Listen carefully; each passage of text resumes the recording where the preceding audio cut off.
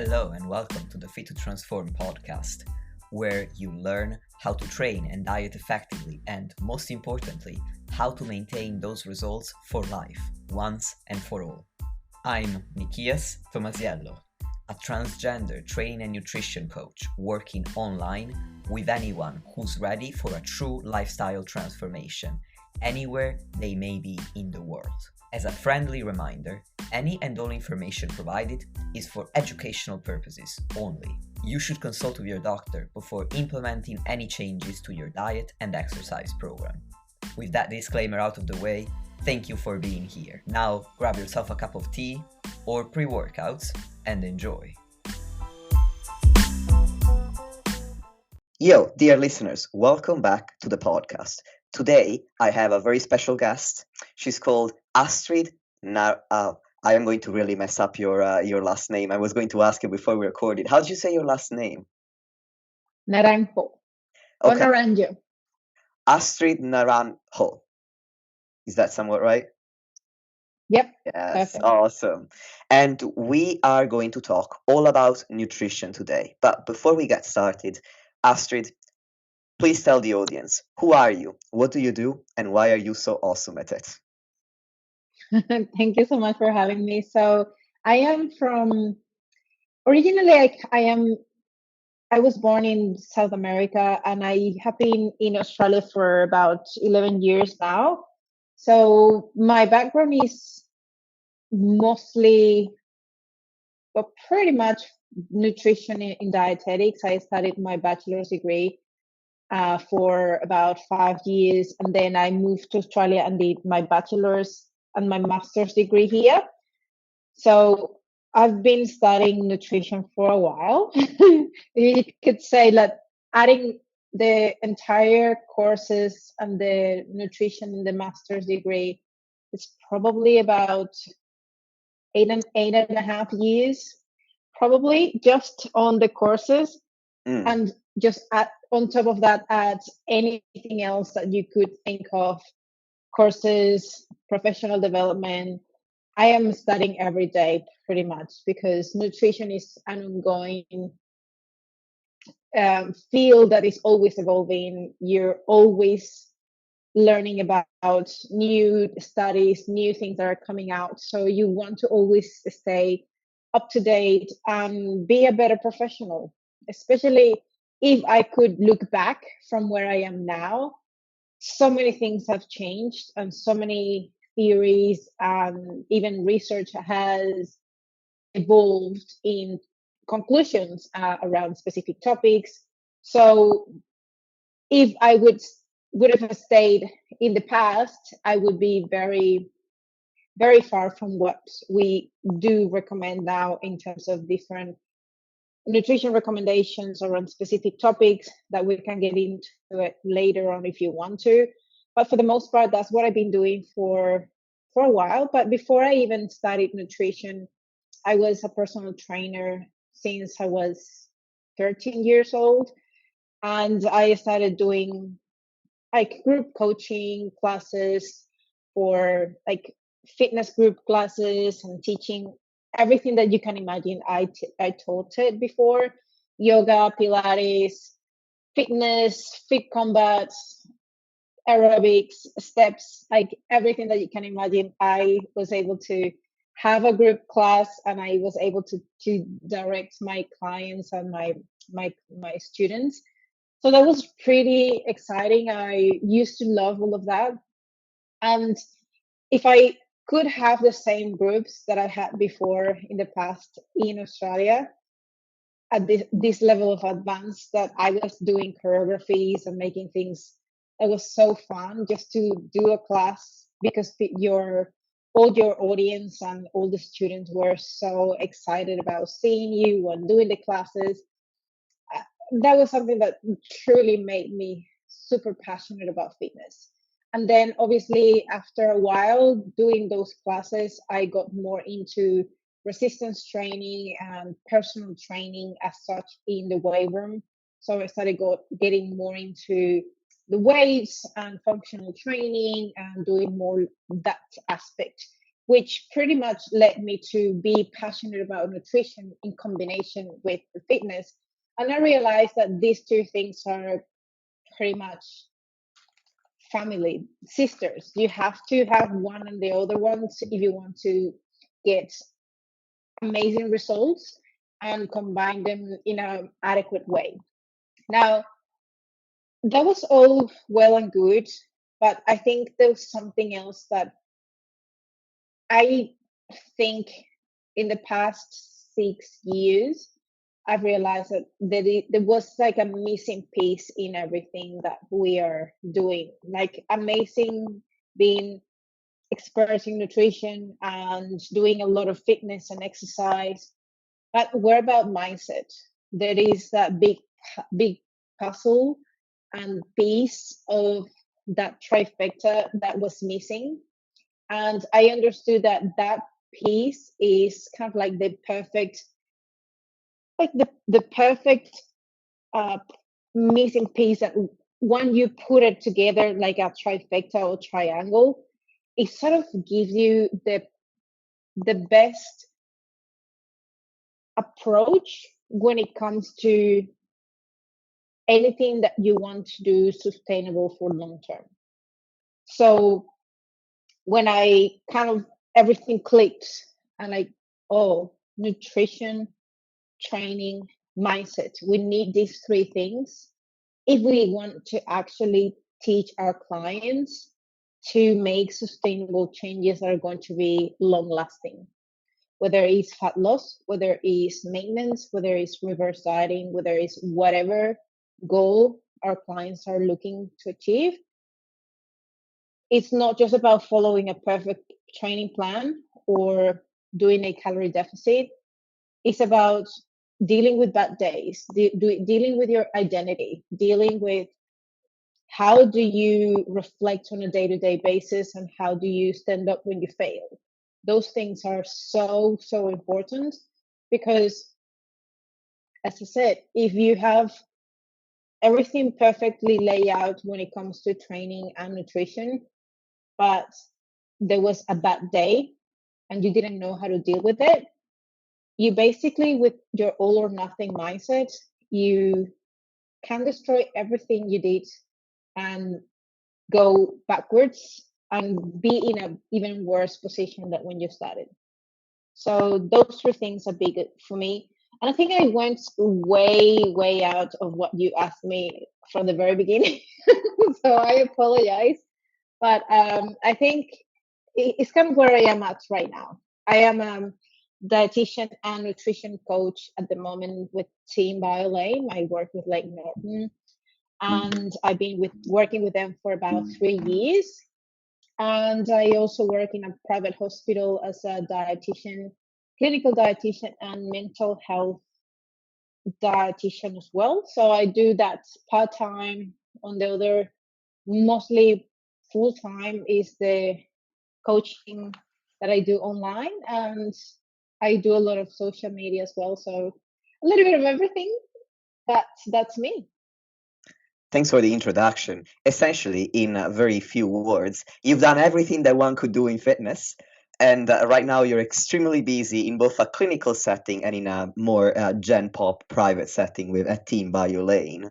And when you talk about mindset, you're preaching to the choir. I talk about mindset in pretty much every episode, and that's one reason why I really admire the work that you do and the content that you share as well. In my opinion, has a very stress relieving effect when you read it, because when it comes to mindset, a lot of people constantly worried about doing the right thing. Is this better than this other thing? Do I need to worry about how much protein I eat or how I distribute it across the day, about eating it right after a workout, or when is the best time? And when you make content, you're always clear in expressing, don't worry about these aspects, worry about these aspects. These are the big rocks that we need to cover. Which brings me to the first topic that I wanted to cover with you today, and possibly even the only one, because I really want to do it justice, and that is actually protein. There's this paper that recently came out, which you actually have already, I believe, written a review of for Weightology, and that's Mm-hmm. the title of the paper is The Anabolic Response to Protein Ingestion During Recovery from Exercise Has No Upper Limit in Magnitude and Duration in Vivo in Humans by Tromelin and colleagues. This will be in the notes because it is open access. So, dear listeners, if you want to read it, knock yourself out. And I think this paper is really exciting to me because there is so much that one can talk about in relation to it and in relation to the broader literature. And one of the first topics that I wanted to ask you about was the idea of the muscle saturation effect, or the claim that you can only absorb a certain amount of protein in a single meal. So I think, first of all, could you explain where this claim comes from? Yeah, so I think the biggest problem with this issue is that a lot of people have spoken about the amount of muscle that you can synthesize Mm-hmm. per meal when you consume a meal that has X amount of protein. Yeah. So several studies have sort of measured different amounts of protein and how the mTOR pathways and the synthesis, the MPS, so the muscle protein synthesis, is based on the amount of protein that has been consumed. Sometimes a big range of studies use whey protein or any sort of like similar rapid or easy absorption milk protein derivative. And basically, what the studies have concluded is that for the sake of building muscle, there is a maximum rate that your body will utilize Mm-hmm. to synthesize more muscle. Mm-hmm. Now, that range could be up to 35, 40 grams, or I think on 0.25 to zero point 0.4 grams per kilogram body weight per meal. Mm-hmm. So that means that if you had over that amount, let's say you had 60 grams of protein, 75, 95 meals, 95 grams of protein, because you either had a bigger meal or had one meal a day, or those that do intermittent fasting or OMAD or those kind of things, they would just have the amount of protein that we'll get for one meal. So they thought, okay, that I'm screwed because then if I can only absorb 45 grams of protein, why am I bothering to eat 150 grams of protein in this situation?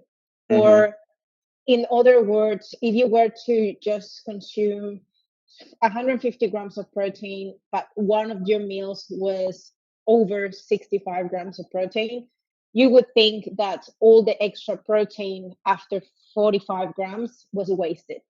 And Mm-hmm. the research is just being misguided and misinterpreted by a lot of people, thinking that you can only absorb then that amount and whatever else you eat is completely waste. Mm-hmm. Now, the truth of this is that your gut is able to absorb any amount of protein you consume. Even if you had even more than 100 grams of protein per seat, you will absorb every single gram of protein you consume. Mm-hmm. Now, what happens with that 100 grams is that a portion of it, let's say up to 45 grams of protein, will be used specifically for MPS. Mm. But that doesn't mean like the 60% of it remaining is wasted. It's actually being used by the body in many other functions that your body will require protein, amino acids to build up other things like hormones, like the different cells we have in our body, different neurotransmitters that we have in our body. Different chemical reactions rely on amino acids, individual amino acids. creating specific cells that are in our body, their primary structure or skeleton is made up from amino acids. So what your body does is utilizing those extra amino acids to comply and to build new things. Mm-hmm. That's it's either building or replacing. It's like your body is in ongoing maintenance. And there are things that they just need repair or they just need a bit of a turnover. So that's what happens when you get additional extra protein in a day.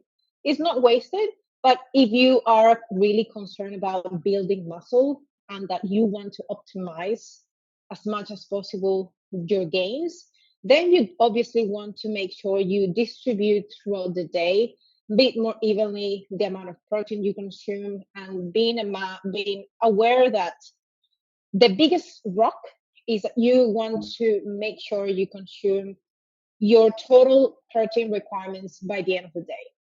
Now, Mm-hmm. if you want to be a bit more detailed and make it a bit more specific and maybe optimize it a little bit further, then evenly distributing your protein throughout the day will make potentially a little bit of a better advantage in order to optimize that muscle protein synthesis. Does that make sense at all? Or did I miss something that you wanted to hear? No, no, that's exactly what I was asking about. So, in short, as you say, the most important thing is to hit your daily protein target. If you've done that, you're already well on your way to building muscle. And if you want to take things a little bit further, you really want to make sure that most of that protein goes towards muscle building, then you want to spread out that protein across the day somewhat evenly. How many meals would you recommend, and roughly how much protein per meal? Well, if you think about it, it's going to really depend on the person's protein requirements. Mm-hmm. It's not the same referring to someone who is 100 pounds versus someone who is 150 pounds and someone who is 250 pounds. They Mm-hmm. will have obviously more specific, their specific protein requirements, and there's the body size and their needs are going to be different. Now, in terms of frequency, I'd say you want to just try to have optimally 3 meals a day. And whatever else you decide to have in between, especially if you have a larger protein requirement, let's say if you had 100 grams a day, maybe a petite client or something like that, they wouldn't require more than 100 grams per day. So having someone with 100 grams per day, you easily can distribute that between 3 meals, maybe one snack, or three Mm-hmm. meals and two smaller snacks. But someone who is like a bodybuilder or someone who is already eating about 200 grams, 250 grams of protein on a daily basis, then having 45 grams of protein per meal is not going to cut it, especially if they have only 3 meals a day or 4 or 5 meals a day. You will have to at least eat 55 to 60 grams per meal for 5 meals to actually get to your 250 grams per day. So that it kind of is telling you like you will have to at some point eat way over that recommended amount of 45 grams of protein. That's your cap. That's Mm-hmm. beyond that you won't have anything, and that will obviously depend as well on the grams per kilogram of body weight. So if you weight about 150 kilos or around that, you need to sort of think, okay, how much is my protein requirement? And per meal, I am sort of like aiming for zero point 0.5 grams per kilogram of body weight. So it kind of becomes a little bit more specific for that person. Yeah, that makes a lot of sense because the protein requirements are relative to the body weight or lean body mass of the individual. So, of course, the recommendations would vary depending on that individual's actual size. Now, what's interesting about this study is that, as you said, it shows that your body is going to utilize a much greater amount of protein per meal than 30 to 40 grams. So you don't need to worry about not going above 30 to 40 grams. In fact, you just given the example that if somebody is a really large bodybuilder, probably 30 grams isn't going to cut it in a single meal. Also, what they looked into in this study was how long the muscle protein synthetic response lasts for after you've eaten a meal. So, could you perhaps explain what it is that they did exactly and what they found? Because my understanding is that well, at least what I usually hear when people talk about it is that they would suggest, okay, you need to eat 30 to 40 grams of protein, for example, and you need to eat it every 3 to 4 hours necessarily. So, what does this study add to this view?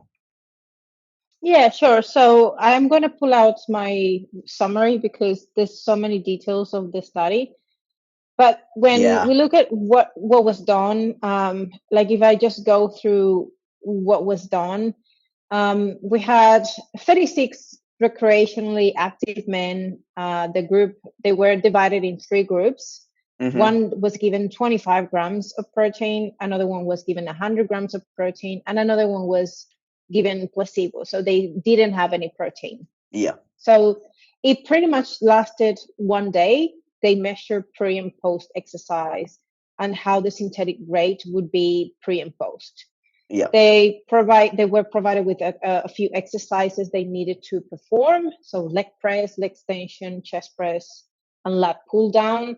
And they had a few additional exercise protocols. They would do 5 minute cycling to warm up and then do 4 sets of 10 repetitions for each of the exercises I mentioned.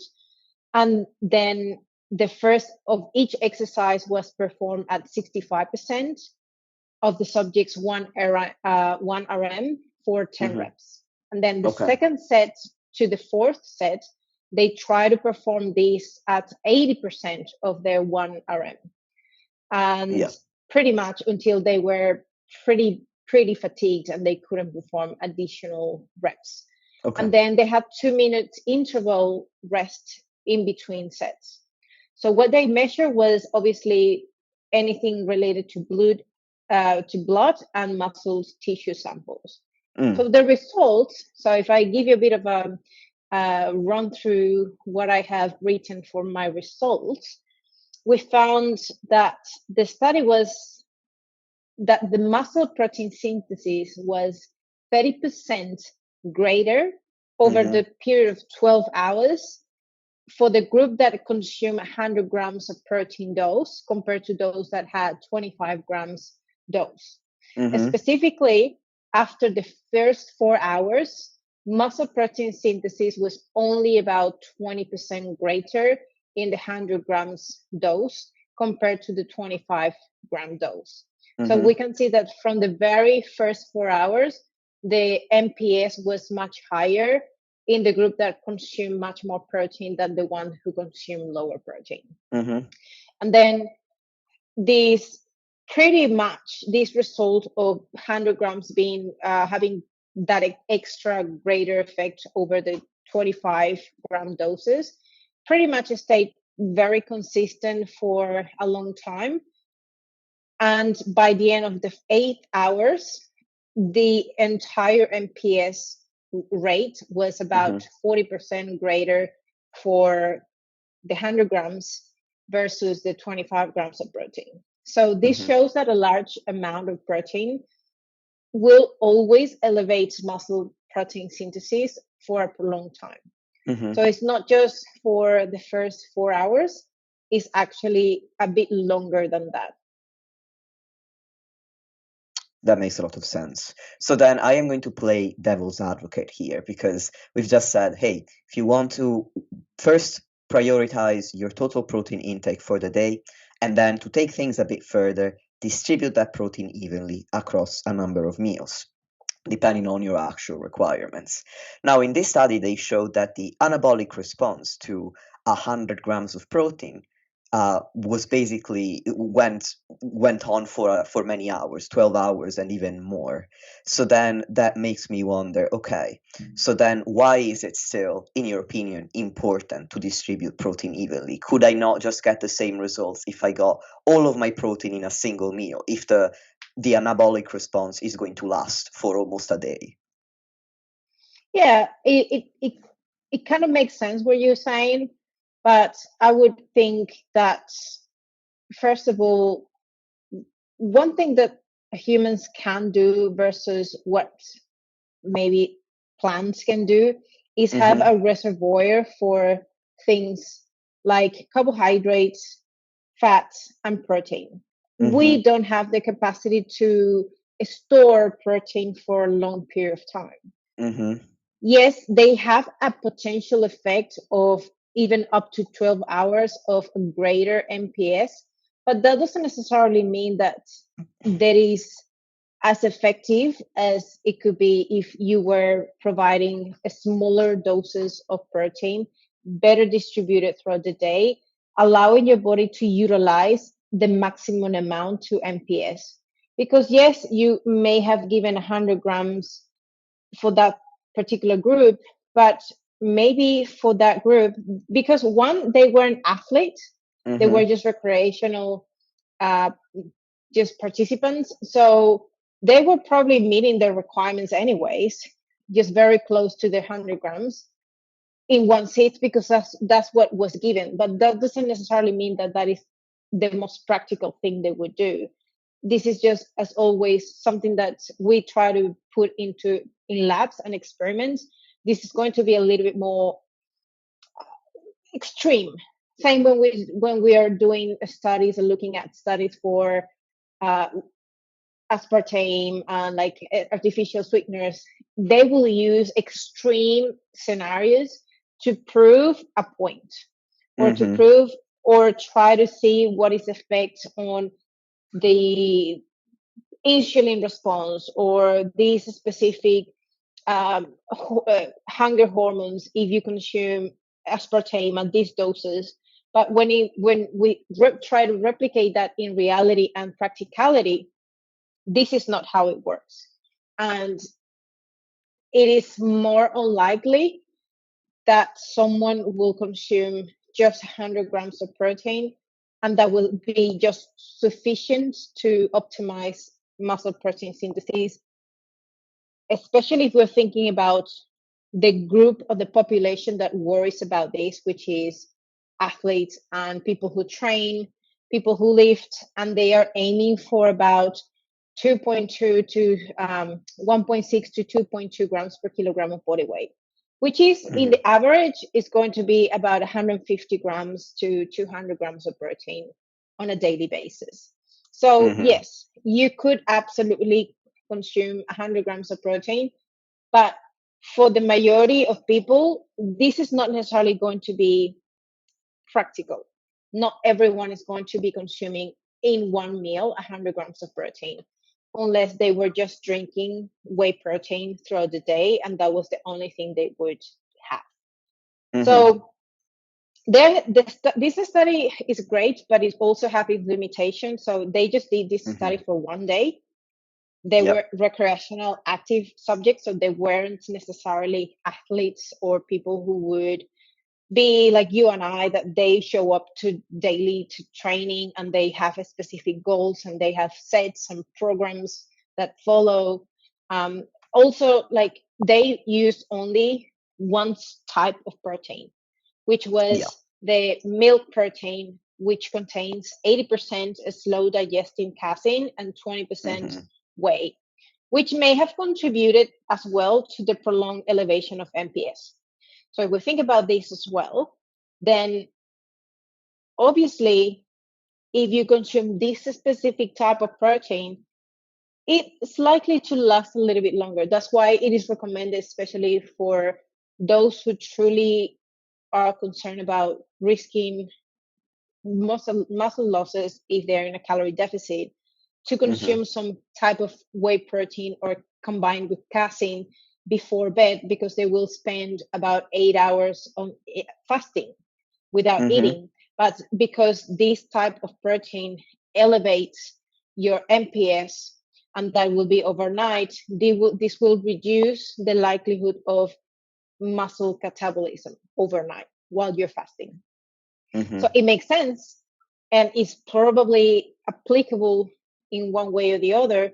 But are all these athletes, is everyone in reality just consuming whey protein or casein? So that is not the reality. So it would be interesting to see the same study replicated on actual foods. So what if I consumed 100 grams of protein, but it came from fish or from actual meats or chicken? Maybe the story would be similar, maybe it would be different, we don't know, but that would be likely a potential area for research in the future. And yeah, I think in terms of practical applications, obviously we know that this study showed that you can absorb more than 25 grams of protein for sure, and even up to 100 grams for sure per meal. And even if you want to consume even more, you likely will absorb all of that. This obviously highlights the importance of following the current recommendations of meeting your total daily protein requirements, even if you only eat one large meal a day. However, as we were talking before, if you eat regularly throughout the day, this isn't to say that you must only eat fewer larger meals. You can eat much more meals more frequently, or you can decide to eat less meals and larger portions of protein. There are benefits to eating protein regularly for the reasons we kind of discussed before. And that is going to be because of the type of protein we're consuming, because these studies need to be replicated, and because for the most part, protein has much more benefits than just muscle protein synthesis. Protein has so many functions and so many benefits, from mood, from satiety, from helping stabilize your blood sugars, for synthesizing hormones and neurotransmitters and enzymes. Like, you need protein for way more than just muscle. So that is one of the reasons why eating protein more regularly is important, and because of the caveat that you can't store protein. So if you couldn't consume your daily requirements of protein today, it's not worth it, or it doesn't make sense for you to try to eat double tomorrow to compensate for what you didn't eat today. It's just like you missed your opportunity, just eat your normal requirements tomorrow and you'll be fine. No, that's excellent. Thank you for answering my devil's advocate question. I really appreciated that you covered the limitations of the study as well as the practical applications of the results, because I really like that now science is becoming so much more accessible. But the downside to that is also that a lot of people don't know how to read a study. So the fact that you went through, hey, this study was made to prove a point, there was a really extreme protein intake, of 100 grams. We're not saying that 100 grams is better than 25 grams, or that a single meal is better than multiple meals across the day. This was just to prove the point that we can indeed absorb more than the amount of protein that was previously suggested. And so again, thank you very much for that. And also, what you suggested is that we can be a lot more relaxed about the number of meals that we eat per day. We don't have to lock ourselves into a prison where we must eat 6 meals per day, like old school bodybuilders, or, oh no, it's better to eat just 1 or 2 meals and then you're done. You can choose what's better for you and what makes more sense because of your protein requirements, as you were saying before. Now, speaking of meal timing, another claim that is often made is that, and it's still to this day quite popular, the idea that there's an anabolic window, so a window of time after training. We've talked about the anabolic window after eating protein. There's also an anabolic window after training, whereby the muscle protein synthesis rate is increased.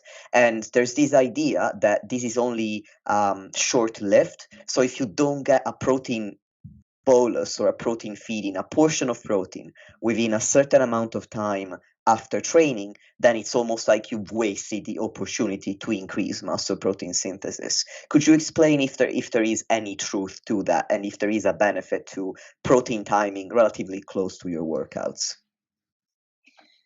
It is a bit of I think it is partly a myth, because obviously when you think about it, the idea of an anabolic window suggests that you only have a limited period of time to use that protein to build muscle. And I think it is very correlated to what we spoke about before, that your body is only sensible to a certain amount of protein to make it as optimal as possible, which is being debunked somehow. You do still have like like there are few things that are in line and ready to be more optimal when you do exercise. And when you have pretty much used those muscle fibers and they are kind of like requiring repair straight away because there was a break, there was a tear of the fiber muscles, and having a quicker response because we don't have a storage for protein, in being able to interfere with that process straight away and provide that protein for repair is going to be much more effective and more helpful in order to, for that to happen. Now, I think overall you can benefit from having your protein straight away. And the biggest question would be, what's the risk? Yeah. Or the other question would be, why not? Like, it wouldn't hurt to just have it. Like, if it was something of true concern, like, okay, I am just very limited in the amount of calories because I'm in a contest prep. I only have this amount of calories, and I just don't have the luxury to add extra calories to my diet. Then you can negotiate how or when you consume your protein. But if you're strict and very proficient about having a good plan on how you distribute your meals, if you train relatively close to your dinner or to your lunch, you can easily just use your main meals as your post-workout meals. You don't have to necessarily do it straight away, but within an hour or two, you still have that flexibility. But there are studies that still show that even after having a tough session of lifting or exercise, you could have even up to 24 hours where your body will still utilize that protein within any of the time frame you have given the protein. Will be as effective as if you had it 30 minutes later. Probably not necessarily as efficient, but there is still a response. So I think that's what it would be more interesting to talk about. So when we think about the upper limit to just consuming more protein, or the timing on when do you consume that protein, it's not as rigid as we thought it was. Or if you don't consume it within the first 30 minutes, you're screwed. Yes, that's exactly what I was aiming at. So what I hear you say is that there is a post-training anabolic window, but it's not only 30 minutes in duration. So if you're Correct. if you have to drive home before you can eat a meal, and then when you get home you prepare your meal, maybe within an hour or two from your workouts you're eating, then you don't need to worry about having missed out on the anabolic window. Is that what you're saying? Yeah, exactly. Perfect. My next question is still related to protein, and it's about leucine. So leucine is a branched-chain amino acid, and it seems, my understanding is that it seems to be really important. So generally, we know that we want to get the 9 essential amino acids in the right quantity when we're eating a serving of protein to maximize muscle protein synthesis. And one of these is leucine, and this seems to be particularly important to initiate the anabolic signaling that we need to start this muscle protein synthesis response. So, my question for you is this true? And if it is, do we need to worry not only about measuring the total protein that we eat in a day, but also do we need to get so granular as to measure how much leucine we eat in a meal? Um, it is a good question, because I know that there is a good concern about at least consuming per meal a good amount of leucine, at least 2 to 3 grams per Mm-hmm. meal, which is often recommended to maximize the MPS. And obviously, I think would stand for, like, if you can aim for a good quality protein source, Mm-hmm. that usually will have roughly the amount of leucine that you need. Mm-hmm. So it is important to think about leucine as one of the biggest, like one of the amino acids that will have an important role in that anabolic signaling and improving that MPS. So how it does it is because it has the ability to activate that mTOR pathway that is going to be a key regulator for that MPS. So Okay. when we think about it, this activation is important to signal the body to build muscle proteins overall.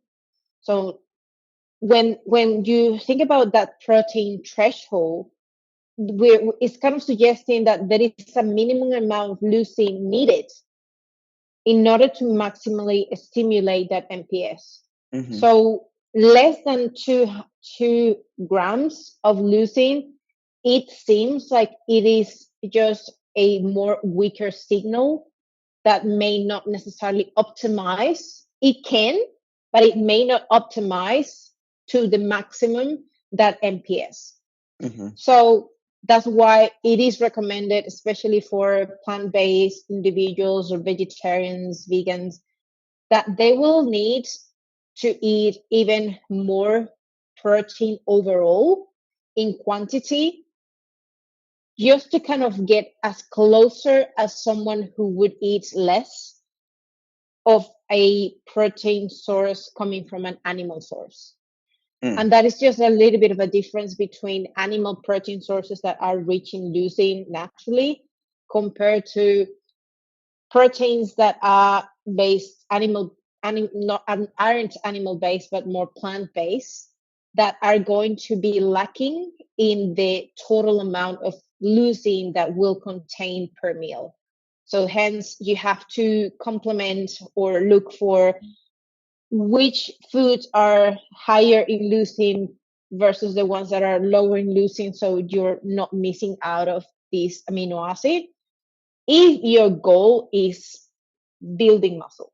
Now, if you are not into building muscle, you don't have to worry about whether you're getting 2 to 3 grams of leucine every single meal every Mm-hmm. day for the rest of your life. Like, this is only the ones who really focus on building muscle as optimal as possible.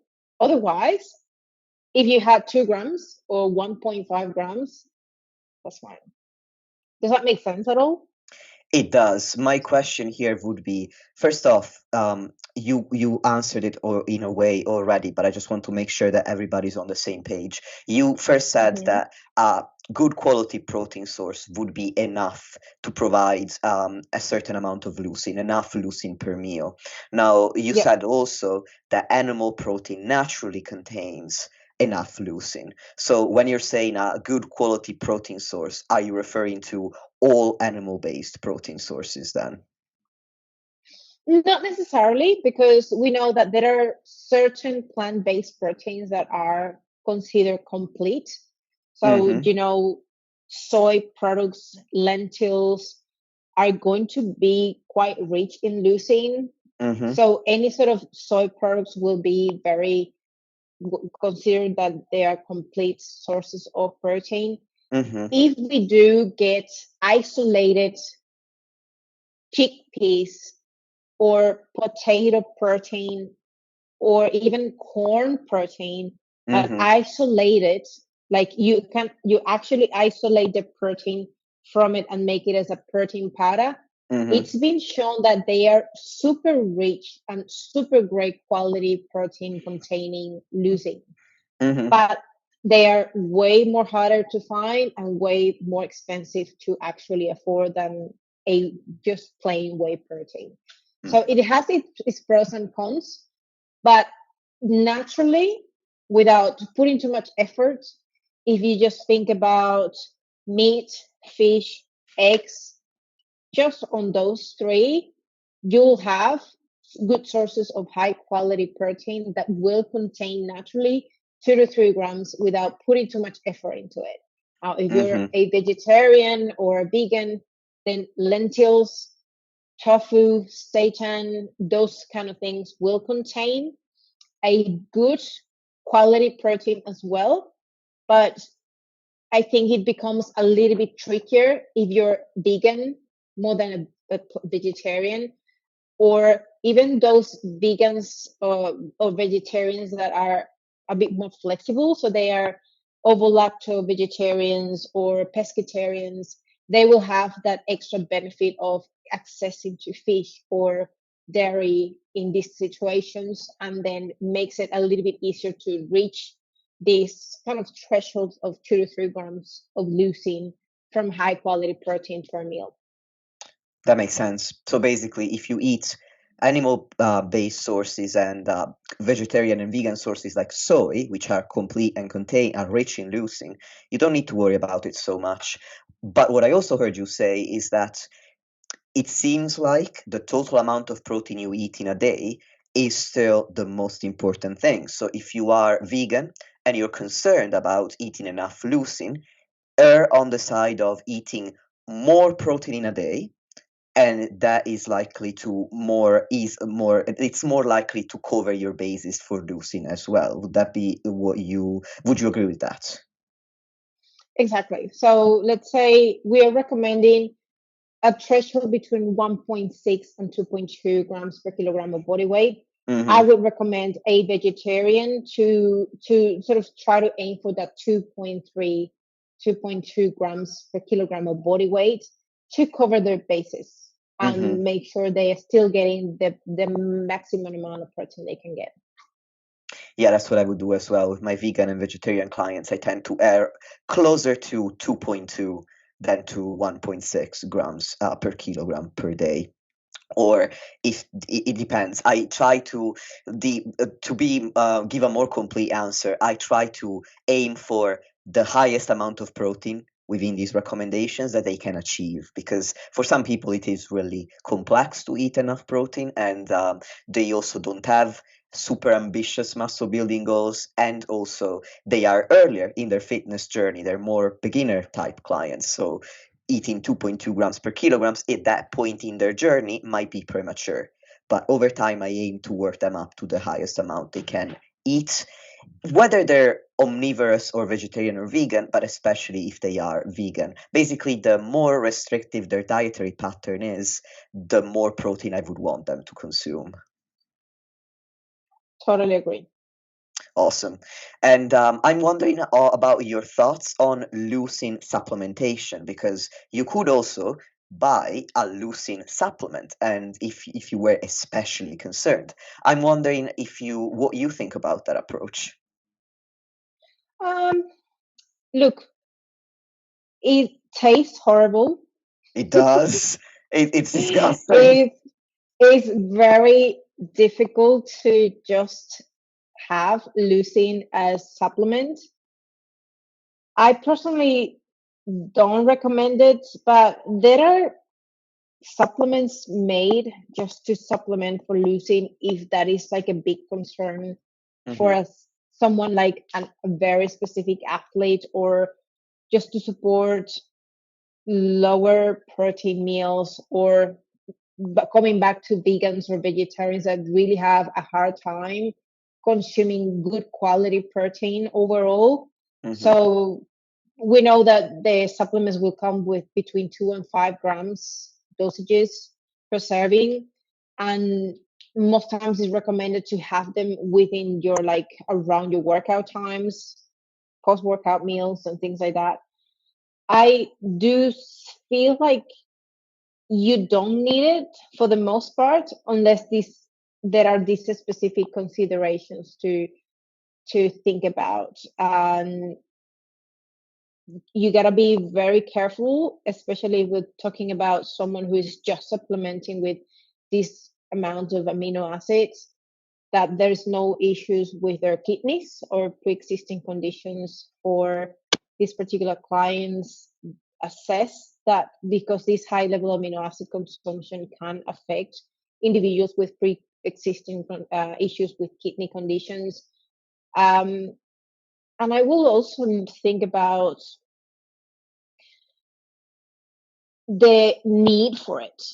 If you can optimize the diet first Hmm. and make it more efficient, more balanced, like actually go through a 24-hour or a week worth of meals and just see and suggest what other options you can add or supplement with that aren't necessarily just losing.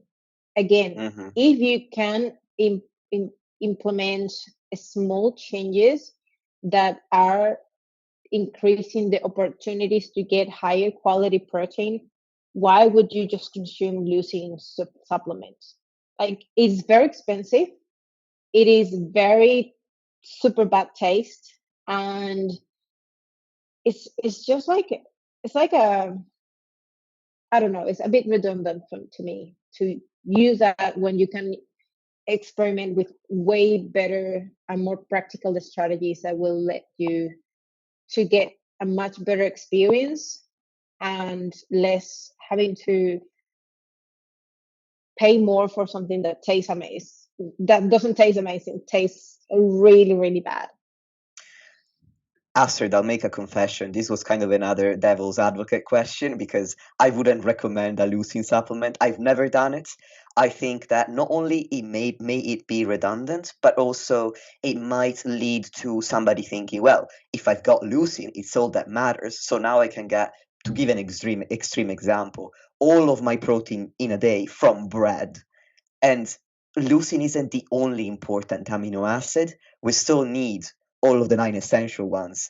And so it is much better to get them all from food as well. And we also need it to an extent the non-essential ones. Yes, we can make them up, but we can get them from food more easily. And also, like you said, protein is useful for a lot of other things in addition to building muscle. Just like we don't eat food just to get amino acids or carbohydrates or fats. So I believe that the benefits that whole foods can have outweigh by far the benefits that you can get from supplementation. So I would definitely take a diet first approach where I would optimize the diet as much as possible, and then at that point, I don't believe you would need leucine. Absolutely. Awesome. I would And agree with you. And on that note of mutual agreement, Astrid, we're up on time. So I'd really love for you to tell everybody where they can find you. And if you have any exciting project coming out that you want to share with the audience, please do, because I will put all of the links in the show notes. I thank you so much again for having me on your podcast. It was a very interesting, and I love the interaction and the questions and playing the devil's advocate. So thank you for challenging me around that. In terms of where you can find me, you will get me mostly in my Instagram, anti-diet_dietitian. I do have a website that you can scroll through and navigate, where I do actually have quite a few resources, educational resources and products that can be helpful for coaches or clients in general around their nutrition and planning and meal planning, especially with the recent projects I finished that's called the choice method, which basically allows you to design your own meal plan based on five based on 6 food groups, and you can basically determine what are your total energy requirements, your macros, and kind of like the spreadsheet is leading you to do the next step. And then you get to a point where you can get exact number of portion sizes from each food group that are just equivalents, that you can get them from a list of different exchanges, and build your own meal plan in a flexible way where you can just exchange one food by the other, but just knowing how many portions of that food group you need a day. So it's very interesting. It would take a lot more detail to explain what it is. And I would recommend to anyone who is wanting to have a much better meal planning or don't want to track, that is going to be a very useful tool to use.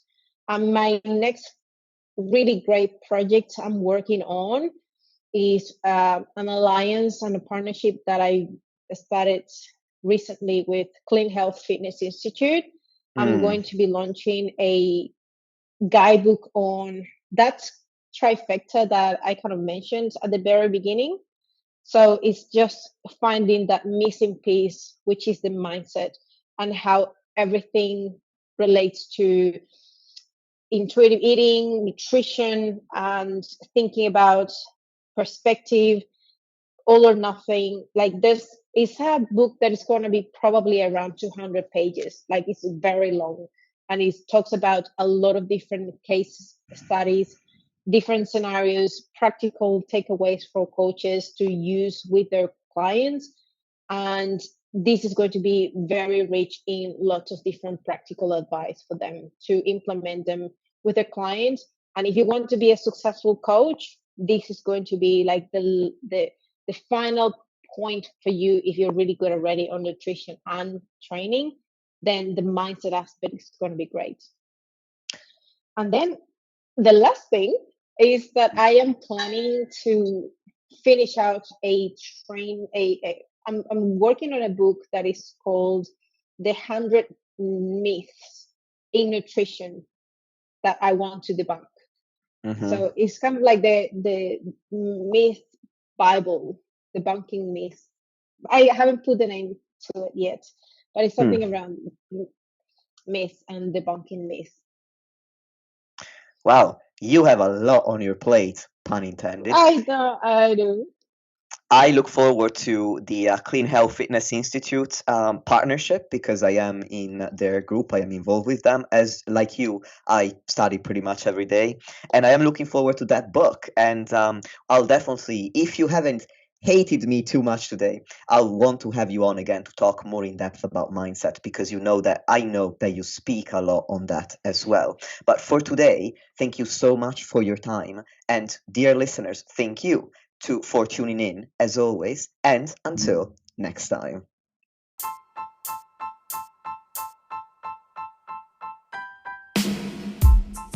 Lastly, if you want to support the podcast and help me reach more people, please leave a 5-star rating or review on any podcast platform that you're using. Thank you very much for listening, and I'll speak to you soon.